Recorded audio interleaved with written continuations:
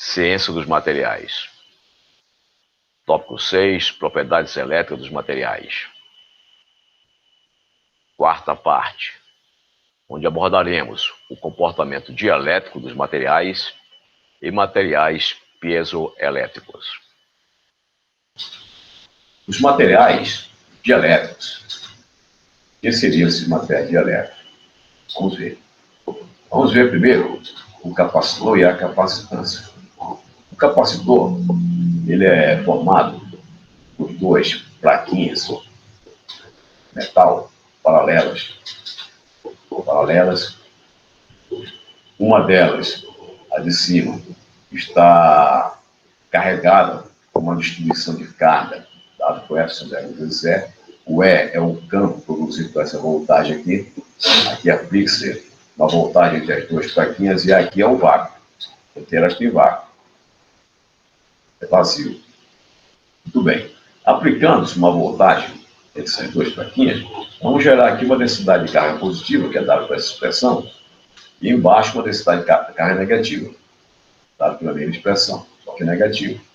Muito bem. E entre as duas plaquinhas, nós vamos ter o quê? Um campo elétrico, que é dado pela diferença de potencial dividido pela largura, pela espessura, né? O afastamento das duas plaquinhas. Então,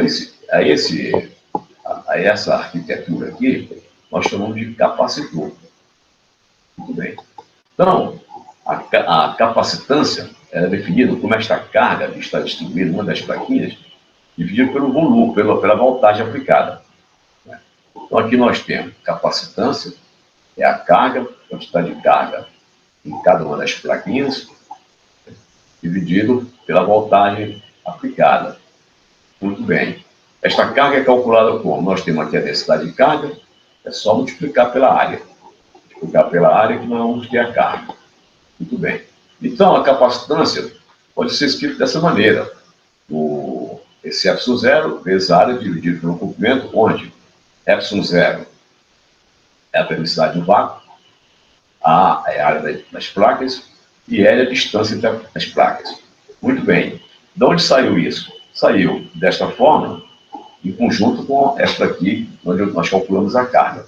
Aqui a densidade de carga, esse D0 é a densidade de carga na superfície, é o campo elétrico. Com essa densidade de carga, eu multiplico pela área, eu vou ter a carga distribuída aqui. Eu coloco aqui e divido pelo potencial. Mas quem é o potencial? Eu vou tirar daqui também. O E é V sobre L. O E nós podemos tirar daqui. Depois esse E daqui vai cancelar com esse E que eu vou tirar do V sobre L e vamos chegar a esta expressão que está aqui. Onde F0 é a velocidade do vácuo, o A é a área das placas e L é a distância entre elas. Muito bem. Então aqui é um capacitor, onde entre as duas placas do capacitor, nós temos um vácuo. Muito bem. Agora, vamos colocar um dielétrico aqui dentro. O dielétrico é um isolante. Vamos colocar, encher isso aqui com um dielétrico. Muito bem. O dielétrico não conduz corrente, é um isolante. Muito bem. Então, agora nós temos um capacitor com um dielétrico. Antes nós tivemos um com vácuo. Agora nós temos um com dielétrico. E as coisas mudam bastante. As expressões são as mesmas, mas as coisas mudam bastante. Primeiro é o seguinte, como eu tenho aqui um dielétrico, ou seja, um isolante, o que vai acontecer? Essas cargas positivas, que estão aqui em cima, elas vão atrair as cargas negativas do isolante para cá para cima. E as cargas negativas da plaquinha de baixo vão atrair as cargas positivas para cá. Na verdade, estou falando atrair, na verdade, essas cargas não vão se deslocar, porque são isolantes. O que acontece é que os átomos dentro do isolante, eles vão se deformar. Se eles eram uma esfera, se o átomo era uma esfera, por exemplo, ele vai ficar na vertical tipo uma elipse. Ficar na vertical uma elipse, mais carga negativa do lado de cima e mais carga positiva do lado de baixo. Ele vai ficar deformado, ou seja, ele vai ficar polarizado. Então, aquela letra P que está aparecendo aqui é a polarização dos átomos dentro do dielétrico. Muito bem. Quando, em consequência disso, né, dessa polarização dos átomos dentro do campo elétrico, nós vamos ter agora uma contribuição para esta carga na superfície, além daquela que já existia, mas a carga devido a essa polarização aqui, ó. E a carga devido a essa polarização é dada pelo valor numérico da polarização. Ela vai contribuir para cá, para essa densidade de carga. Muito bem. Então, devido a essa polarização, a densidade de carga passa a ser escrita assim: F0E mais o valor da polarização. E a polarização está funcionando aqui como uma carga dividida pela área. Muito bem. E aqui dentro o campo elétrico. Nesse caso, agora, a capacidade do material continua sendo carga sobre V, né? Só que agora, essa carga passa a ser tirada daqui. Vai passar a ser tirada daqui. Então, no lugar de usar o ε0, nós vamos usar a permissividade agora do dielétrico, e não do vácuo. Então, calculou daqui, onde, em lugar de ser ε0, agora vai ser a área dividido por L, né? Em lugar de ε0 vai ser a permissividade do dielétrico, em lugar da permissividade do vácuo que tinha antes. Muito bem. E definimos como constante dielétrica a razão entre a permissividade do material e a permissividade do vácuo. Muito bem. Então, essas constantes dielétricas, a resistência elétrica, varia de material para material. Falamos que dentro do dielétrico, o material fica polarizado. E o que é essa polarização aqui dentro do material? Polarização, o que é? Os átomos são deformados. Antes, os átomos eram uniformemente neutros. Aqui agora, no caso do campo elétrico, ele é deformado, o elétron é puxado para cima, o próton é puxado para baixo, e o átomo deixou de ser uma esfera e passa a ser um elipsoide, por exemplo. Fica troncho tipo um elipsoide. Com carga negativa distribuída mais para o lado de cima e a carga positiva distribuída mais para o lado de baixo. Então, com isso aí, ele criou uma polarização, e é o que nós vamos ver agora. São os vetores de campo e polarização. Então, olha, no dipolar elétrico, o que nós temos? Nós temos uma carga negativa de um lado e uma carga positiva distribuída na outra direção, e separada por uma distância d. Então, nós dizemos que as duas cargas, quando estão distribuídas desta maneira, elas criam uma polarização. Uma polarização que é dada pela razão, pelo produto da carga vezes a distância. Então, isso aqui é o que nós chamamos de momento de dipolo, que é um vetor. O momento de dipolo é um vetor. Então, o momento de dipolo é um vetor que tem esse módulo, Q vezes D, né? E a direção é o eixo que liga as duas cargas, e o sentido é o sentido da carga negativa para a carga positiva. Então, o vetor momento de dipolo é um vetor que tem este módulo, Q vezes D. A direção dele é a direção do próprio eixo onde estão as cargas, e o sentido é um vetor saindo da carga negativa e indo para a carga positiva. Muito bem. Quando nós aplicamos um campo elétrico nesse material, o que acontece com o campo elétrico? O campo elétrico aplicado aqui nesse material, né, faz com que, sobre a carga negativa, atue uma força dada por valor da carga vezes o campo elétrico. E essa força é no sentido contrário do campo elétrico. Ele agindo na carga positiva, surge uma força que é dada pelo produto desta carga positiva vezes o campo elétrico. E o sentido dela, o sentido do campo elétrico. Então, a força na carga negativa, né, ela tem um sentido contrário do campo elétrico, e a força na carga positiva tem um sentido igual ao campo elétrico. Portanto, as duas forças têm sentidos opostos. O que acontece? Essas duas forças vão forçar o dipolo girar. Aqui vai ter um torque. Uma puxa para a direita, outra puxa para a esquerda. Uma puxou para a direita, a outra puxou para a esquerda. O que aconteceu? Esse dipolo girou. Então, o campo elétrico, o dipolo, quando está no campo elétrico, ele sofre um giro. Ele sofre uma torção. Ele sofre um torque. Ele gira. Se esse campo permanecer e for grande, vai chegar uma hora que essas forças que estão puxando, uma para o lado direito, outra para o lado esquerdo, tão grande que o dipolo vai terminar ficando na direção do próprio campo. Então, nós dizemos aqui que o dipolo está no campo, ou seja, ele está alinhado com o campo elétrico. Então, a polarização nós definimos como sendo o alinhamento do dipolo com o campo elétrico. Então, no momento em que o dipolo ficou paralelo ao campo elétrico, aí saturou. Saturou, nós estamos dizendo que esse dipolo está polarizado na direção do campo elétrico. Então, o campo elétrico tem um efeito de girar um dipolo elétrico. Girar e forçar o dipolo elétrico a ficar na sua direção e no seu sentido. Por isso, naquela figura, os dipolos estão na direção do campo. Na direção perpendicular às duas plaquinhas. Muito bem. Então, voltando lá ao nosso capacitor, primeira situação, nós tínhamos duas plaquinhas e vácuo entre elas. Essa da de cima elas têm uma área A, uma área, ambas têm a mesma área e estão distanciadas uma da outra por metro L. E entre elas é aplicado uma voltagem, a voltagem V. Essa voltagem V acumula uma carga positiva aqui e a mesma carga é acumulada aqui, negativa. Ficam acumuladas essas duas cargas. Da onde veio as cargas? As cargas veio da bateria.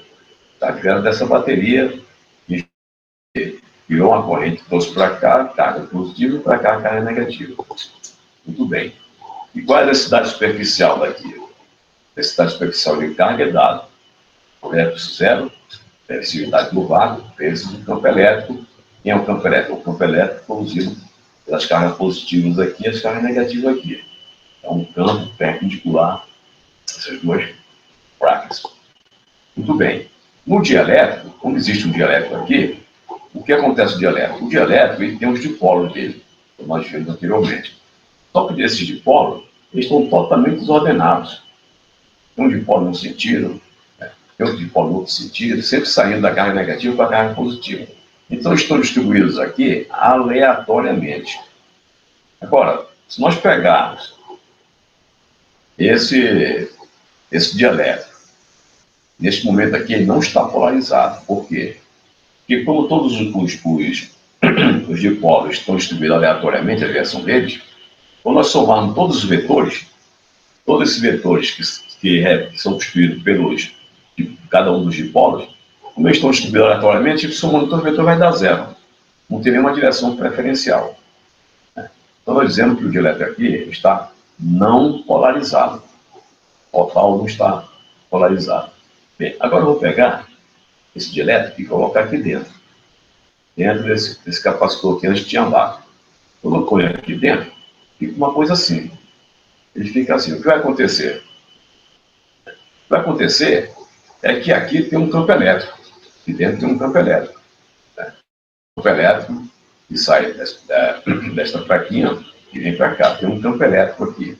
Então, esse campo elétrico vai fazer com que as cargas positivas venham para o lado de baixo e as negativas venham para o lado de cima. Ele vai alinhar todos os dipolos. Todos aqueles dipolos que antes estavam desorganizados, estavam aleatórios, totalmente aleatórios, ele vai alinhar com o campo, eles vão se alinhar com o campo. Todos vão ficar alinhados com o campo, então todos vão ficar na direção vertical, que é a direção do campo elétrico, das duas plaquinhas. E agora, nós vamos ter um dipolo líquido. Então, vamos somar todos os dipolos aqui, vai dar um resultado líquido na direção perpendicular às placas e no sentido para baixo. Esse dipolo que está aparecendo aqui. Certo? Muito bem. Então, observemos o seguinte. Nós temos essas três regiões, a região amarela, carga, distribuição de carga, e a região marrom superior e essa marrom inferior. Então, o que está acontecendo? Se nós olharmos com cuidado aqui dentro, essa parte aqui do central, faixa amarela, as cargas aqui se cancelam, tem uma positiva ou negativa. Uma positiva e negativa. Então, essas quatro cargas se cancelam. A mesma coisa acontece com as demais cargas que tem aqui. Elas acabam se cancelando. Então, nós dizemos que essa região amarela é uma região sem carga líquida. E no total ela é se cancelada. Agora, se nós olharmos aquela lá de cima, essa parte negativa aqui não tem nenhuma carga para cancelá-la. Mesma coisa, essa parte positiva aqui não tem nenhuma carga para cancelar. Né? Então, nós dizemos que nessa região aqui de cima do dielétrico, tem uma carga líquida, que eu chamo de quelinha. Então, tem uma carga líquida quelinha negativa, nessa superfície do dielétrico aqui, e tem uma carga quelinha positiva nessa superfície daqui de baixo. Então, com esse dispositivo, nós acabamos criando uma carga negativa na superfície de cima e uma carga positiva na superfície de baixo. De maneira que nessa região aqui, ó, juntando as cargas a carga Q0 na placa de cima com a carga quelinha que sobrou aqui, nós vamos ter uma carga total Q0 mais quelinha. E aqui embaixo, né, somando as duas cargas, a carga que já tinha aqui, que era menos Q0, mais com a carga líquida que sobrou aqui do dielétrico, então nós vamos ter agora menos Q0 e menos quelinha. Quer dizer, a carga do capacitor cresceu. Colocando o dielétrico aqui dentro, nós tivemos um crescimento na carga do capacitor. Então, a densidade de carga agora aqui não pode ser mais aquela. E0 igual a ε0 vezes 0, onde ε0 era a permissividade do vácuo. Agora não podemos escrever isso, nós podemos escrever como? Agora um D, densidade de carga elétrica nessa superfície, é igual a um epsilon em esse epsilon. Então esse epsilon é a permissividade do dielétrico, não é mais a permissividade do vácuo. Agora é a permissividade do dielétrico vezes o campo elétrico que existe aí dentro. A esse D nós chamamos de deslocamento dielétrico. Deslocamento dielétrico. Tá certo? Muito bem. E, de outra forma, considerando a carga elétrica distribuída, nós podemos também que o D, podemos escrever que o D é ε0 vezes E, mais essa polarização do dielétrico. Isso é uma outra forma de definir o D. Né? E que é a polarização? A polarização é definida pela carga, essa carga que está aqui, dividido pela área do capacitor. Muito bem. Então, por isso nós verificamos como funciona o dielétrico e vamos ver agora os tipos de polarização que podem existir dentro do dielétrico. Então, nós temos esses três tipos de polarização. Vamos supor que aqui nós temos um átomo. O átomo, ele é assimétrico.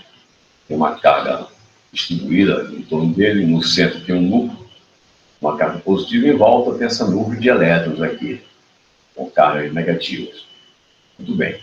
Quando nós aplicamos um campo elétrico, por exemplo, aqui para a esquerda, o que vai acontecer?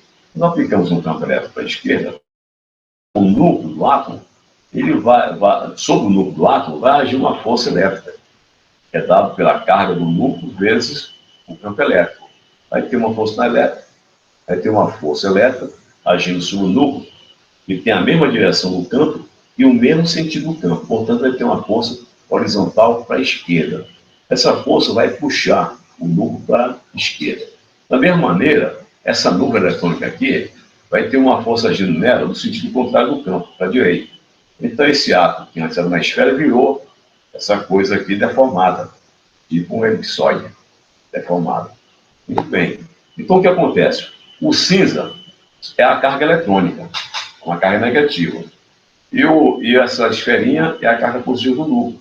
O que acontece é o seguinte, a região cinza tem uma área muito maior para o lado direito. Ou seja, então, a carga líquida os elétrons ficavam mais concentrados aqui do lado direito. Então, do lado esquerdo, nós temos uma carga positiva, do lado direito, vamos ter uma carga negativa, a distribuição de carga negativa. É mais concentrado na região do lado direito.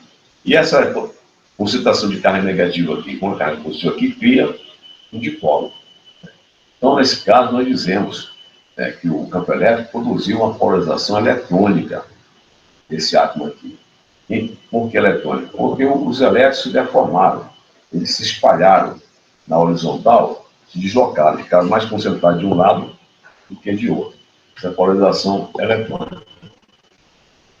A outra polarização é a iônica. Aqui nós temos um cristal neutro, totalmente neutro, sem campo elétrico aplicado. Agora, quando nós aplicamos um campo elétrico, o que vai acontecer?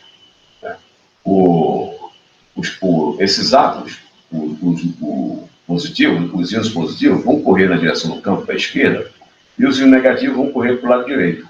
Vai acontecer isso aqui, ó. Então, esses dois sujeitos aqui, o íon negativo e o íon positivo, geraram um dipolo. Passam a ter um dipolo aqui. A mesma coisa que tem um dipolo aqui, outro dipolo aqui, outro aqui, etc. Então, o material ficou polarizado. Como? Polarizado ionicamente. Então, nós chamamos isso aqui de polarização iônica. Não foram os elétrons que ficaram polarizados, foram os íons que se deslocaram e polarizaram o material. E, finalmente, a polarização por orientação. Então, nós temos aqui já temos os dipolos elétricos aqui, já existem, são materiais que têm dipolos elétricos naturalmente, já tem na própria natureza, já existe materiais que já tem dipolo elétrico, e esses dipolos estão distribuídos aleatoriamente. Quando aplicamos o campo, o que acontece? Todos eles vão querer se alinhar com campos que nós vimos anteriormente. E vão querer se alinhar na mesma direção no campo, no mesmo sentido. Então, eles vão tomar uma posição como essa aqui, mais ou menos, ó, procurando se alinhar com o campo. Quando ele faz isso, se nós fizermos agora a soma vetorial, isso aqui vai dar um vetor líquido para o lado esquerdo. Ou seja, tem uma polarização para o lado esquerdo. Então, a esse tipo de polarização, nós partimos considerando que o material é um material que tem dipolos aleatórios, naturalmente.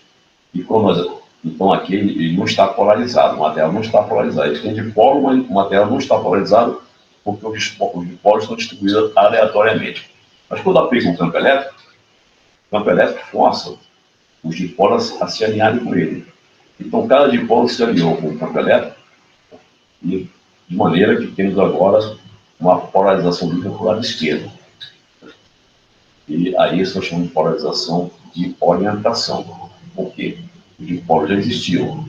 Nós fizemos apenas orientados numa certa direção para que tenha polarização. Por isso, o nome de polarização de orientação. Bom, então a polarização ela tem várias contribuições. São essas três contribuições.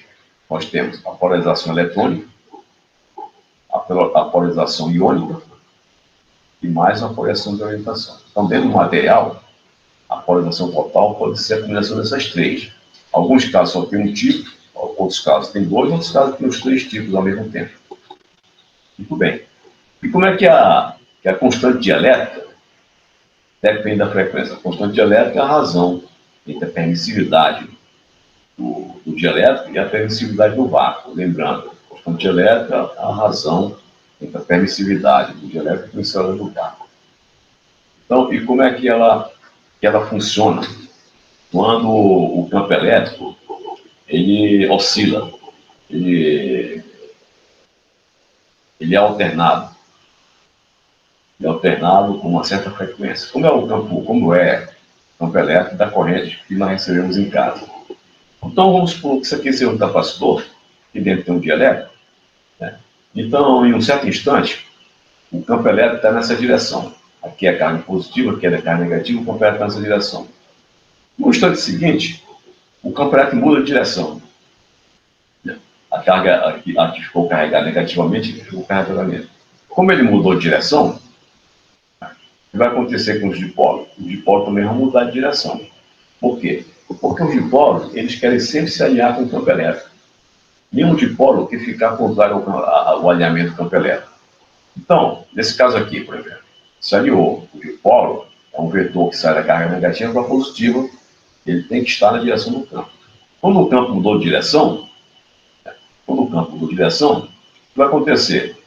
O dipolo, como o sentido dele é da carga negativa para positiva, então a carga negativa e a positiva vão ter que girar para mudar de direção, para mudar de direção e ficar na direção do campo. Então, antes elas estavam nesse, a negativa estava aqui, a positiva aqui, agora a negativa veio aqui para baixo, a positiva veio para cima. O dipolo girou para ficar no mesmo sentido do campo. Muito bem. Mudar o sentido do campo é fácil. Fico na tomada aí e fica um campo oscilante. Por exemplo, com a frequência 60 Hz, que é a frequência do campo na rede da nossa casa. Muito bem. Mas mudar a direção do dipolo dentro de um dielétrico não é uma coisa instantânea. Não é uma coisa instantânea. Porque essas cargas todas estão interagindo lá dentro. Para elas girarem, elas vão ter que fazer um esforço muito grande. Então, esse giro não é uma coisa instantânea. Depende de um certo tempo. Esse tempo que leva para girar é que nós chamamos de tempo de relaxação. O material precisa de um certo tempo para o seu dipolo girar e ficar na direção do campo. Precisa de um certo tempo. Não é instantâneo.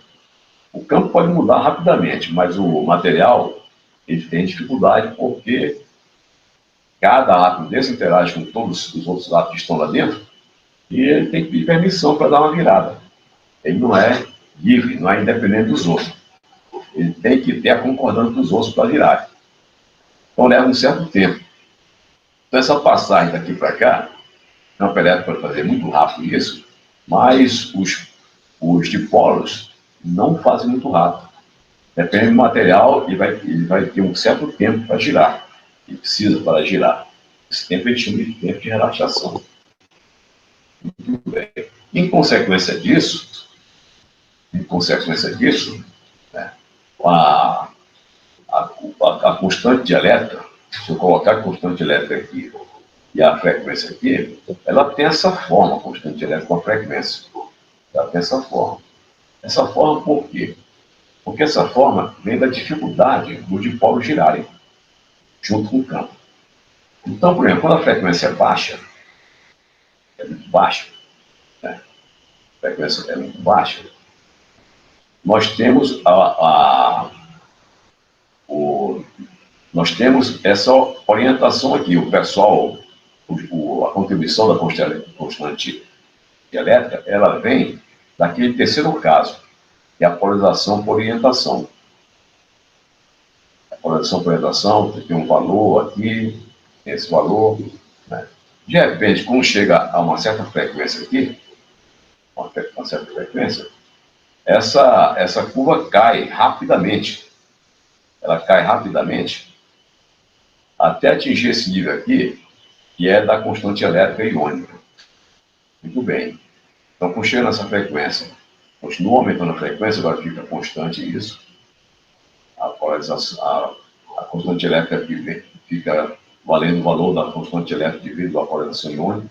Quando chega aqui numa outra frequência maior, cai abruptamente de novo, né? E passa agora a ficar com esse valor aqui correspondente à polarização eletrônica. Então tem esses três estágios, né? Tem esse patamar para baixa frequência, tem esse patamar para frequência intermediária e tem esse patamar para frequência alta. O que depende desses patamares? O patamar depende do tempo de relaxação de cada tipo de polarização.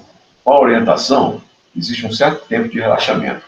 Para a iônica, existe um tempo diferente de relaxamento. E para a eletrônica, existe um tempo de relaxação. Muito bem. Agora, o que esse tempo de relaxação tem a ver com a frequência? Vamos supor que a polarização esteja para cima. A polarização está para cima, ela leva um certo tempo para girar até ficar com o sentido para baixo. Ela leva um certo tempo.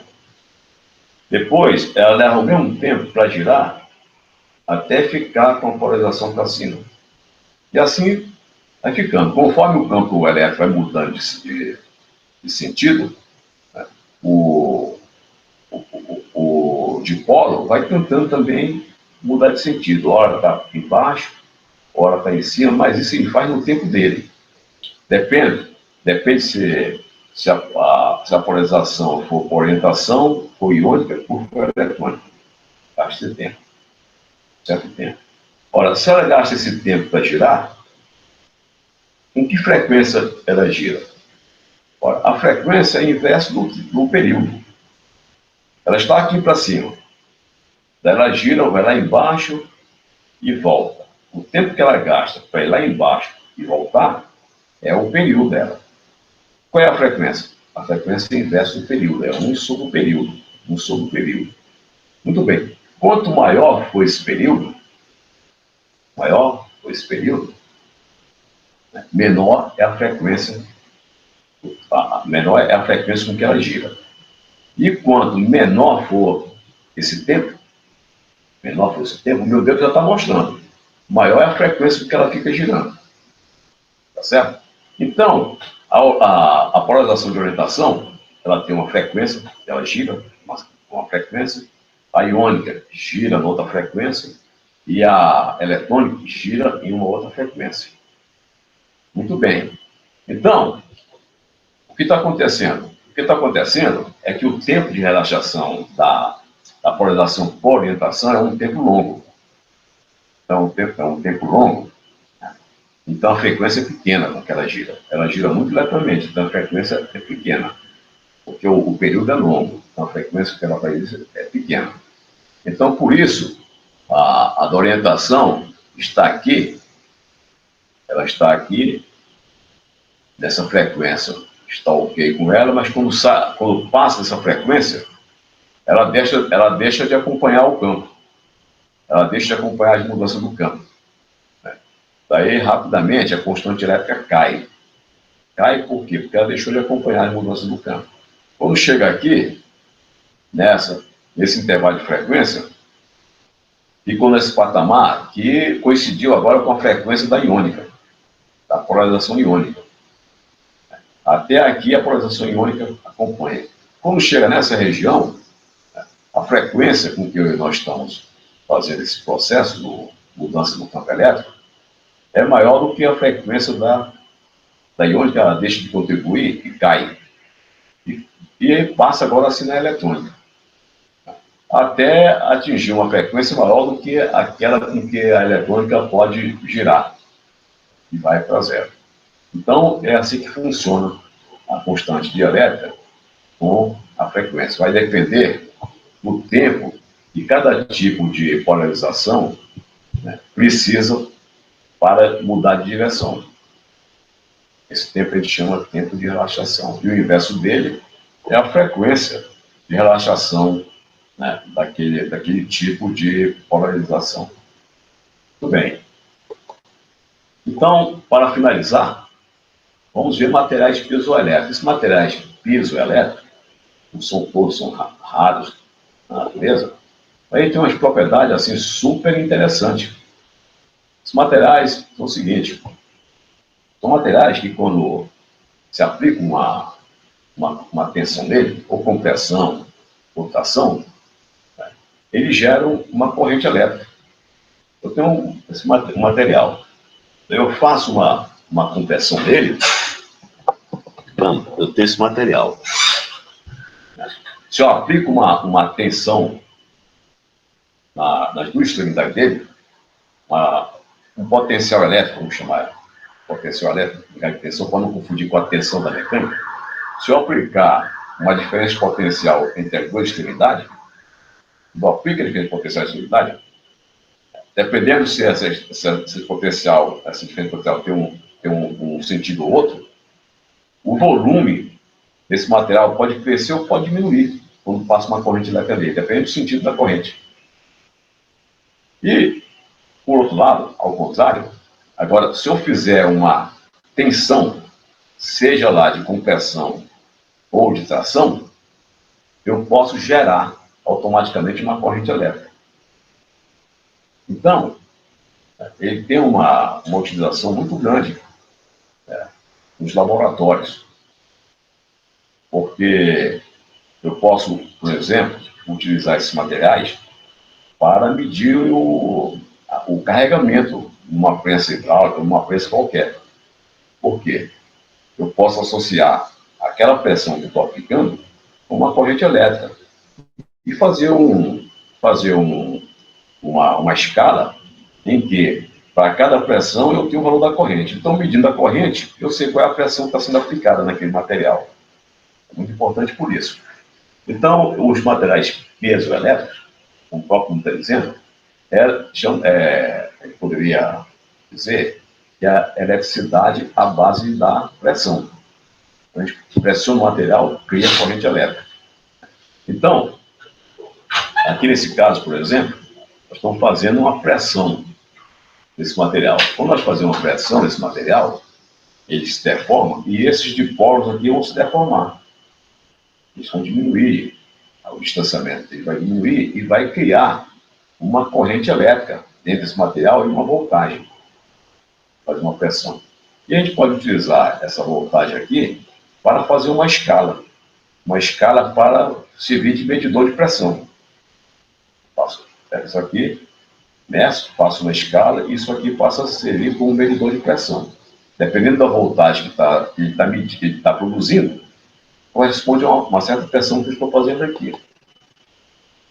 Então, aqui, eu tenho uma situação assim, aqui esse material piezoelétrico está neutro, não tem nenhuma tensão agindo sobre ele, então aqui eu faço uma tração.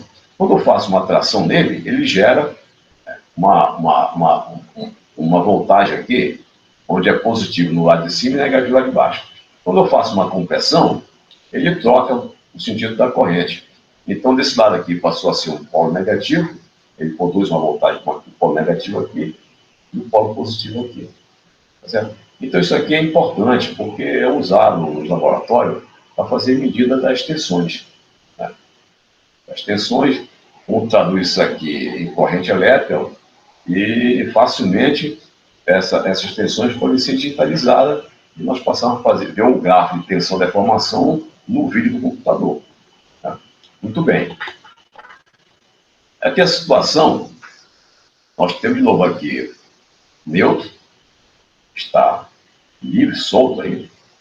Daí a gente aplica uma diferença potencial, em que essa parte aqui é negativa e essa parte é positiva. Aqui o polo negativo da bateria está aqui e o positivo está embaixo. O que acontece? Esse material aumenta de volume. Ele cresce de volume. Se a gente fizer o contrário, inverter o polo da bateria, colocar o polo da bateria positivo em cima e negativo embaixo, o que acontece com esse material? Ele tinha esse volume, ele passa a ter um volume menor. Então, dependendo do sentido da voltagem aplicada nas duas extremidades desse material, nós podemos ter um alongamento dele ou um estreitamento, dependendo do sentido do potencial que nós aplicarmos entre as duas extremidades dele. Então, esse material ele varia de volume de acordo com a voltagem elétrica aplicada sobre ele. E se em lugar de nós aplicar na direção da polarização, que aqui fizemos tudo na direção da polarização, vamos fazer isso aqui na direção perpendicular à polarização. Aqui, por exemplo, é o circuito normal, situação normal. Quando aplica uma voltagem na direção perpendicular à polarização, qual é o efeito? É uma torção. O material vai sofrer uma torção, ele vai girar. Né? Ele vai girar e ficar torcido da maneira que está aqui. Né? Então, os materiais piezoelétricos, por aquelas considerações que mostrei agora, eles têm uma gama de aplicações muito importante na tecnologia. Então, talvez a mais importante, né, no caso dos laboratórios, né, seja esses transdutores. Esses transdutores, o que são? Eles convertem a energia elétrica em deformação mecânica ou vice-versa. Então, eu posso colocar numa prensa, aí, no laboratório e medir as tensões, tanto a tração como a compressão, diretamente no computador, transformando aquelas, tanto a tensão como a compressão, transformando numa corrente elétrica ou numa voltagem. Então, essa corrente elétrica medida, eu associo com uma tensão e faço uma escala, então eu posso fazer meu gráfico, função dessa deformação automaticamente, sem tocar, sem anotar nada nas minhas medidas. Sair diretamente no vídeo do computador. Elas podem ser usadas como agulhas de fonógrafos, nos microfones. É muito interessante no microfone dos alto-falantes. Por quê? Porque quando nós estamos falando no microfone, né, a nossa voz desloca o ar. O ar pressiona uma película no microfone. Quando ele pressiona aquela pressão produzida pela nossa voz, e pressionou a película no microfone, aquela pressão é transformada em corrente elétrica. Né? Corrente elétrica. E essa corrente elétrica pode ser digitalizada. Né? Então, aquilo que nós estamos falando pode ser transmitido pela internet. E a pessoa ouvir lá do outro lado do mundo, né? Porque foi digitalizada a partir do sinal elétrico, transformando, né, a pressão física num sinal elétrico. Muito bem. A mesma coisa, alto-falantes, alarmes sonoros e os dispositivos ultrassônicos de geração de imagem. Muito bem. Alguns exemplos de materiais são esses aqui. Os titanatos de bário e chumbo, triconato de chumbo, né, hidrogênio e fosfato de amônio. O quartzo. O quartzo é importante, foi um dos primeiros materiais a ser utilizado na tecnologia. Isso aí no século XIX. Muito bem. Então, com essas observações desses materiais super interessantes, né, exóticos, nós encerramos esse tópico das propriedades elétricas dos materiais. Fim da quarta parte. E fim do tópico propriedades elétricas dos materiais.